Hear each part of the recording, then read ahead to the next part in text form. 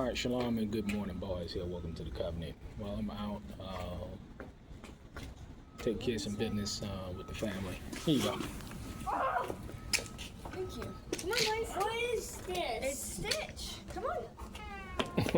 Thank you. You're welcome. I like to sit outside, and while I'm sitting outside, might as well be gentlemanly and open the door for a lady, or 3 or 5. Seems like all women coming in here. But what I wanted to talk about was a channel that I watch frequently, and it's the Gibson Lawn Show. He tends to lawns and stuff. He has his own little lawn business, and I'm telling you, man, it is nothing like watching another self-employed business owner deal and engage in his business. Welcome. Engage in his business and do what he does to perfection and excellence. I love watching his show, and because he runs a lawn business, and I picked up a skill set here or there when it comes to dealing with clients, and I implement them. And in certain things that he does, I do the exact same thing, and that's how you know when you're on the same, or you're on the right path, because you will have situations, even though you're in different businesses, or you do a different kind of service. It's all pretty much the same service. He's providing service to clients to mow their lawns and tend to their gardens and whatnot, and I provide a service to tend to clients' homes. And one of the things that he did, and one of the things that I've recently implemented,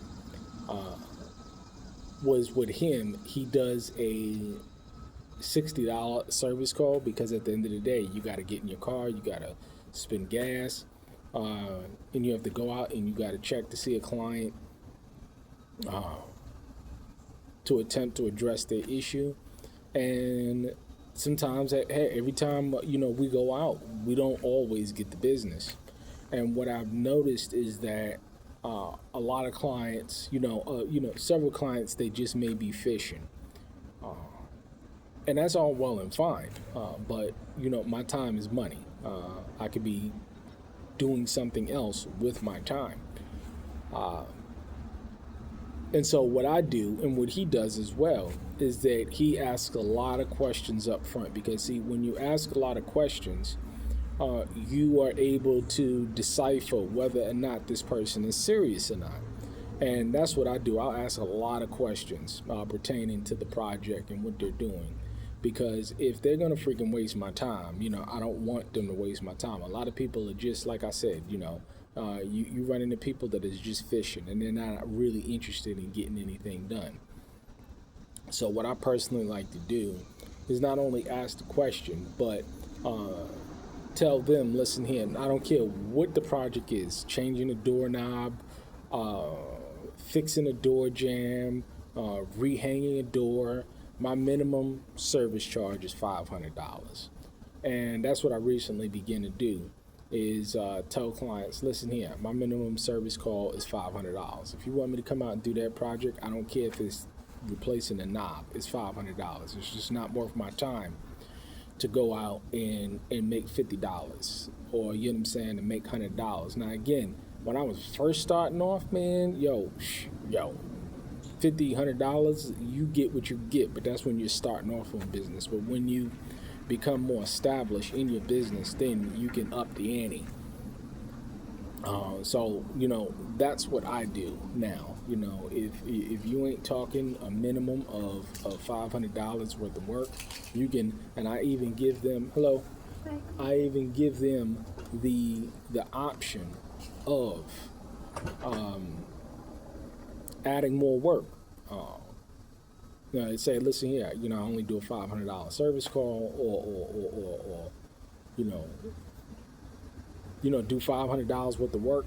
If you want to add something else, if you got something else in the house, you know what I'm saying, that need to be fixed, I can just tack that on because it's just not my worth my while at this point in time to go out and do, just a knob or a door handle. And me personally, my attitude is that if you can't do it yourself, then you know what I'm saying. I mean, you're wasting my time. You know what I'm saying. But you come to find out, what people are serious or not, because, one of the things that he said, in his video, I think it was yesterday or this morning or something, he was basically saying that if a person can't pay his $60 fee just to come out and review their lawn, then they ain't gonna spend $500, $600, $700 or $5,000 or this, that, and third to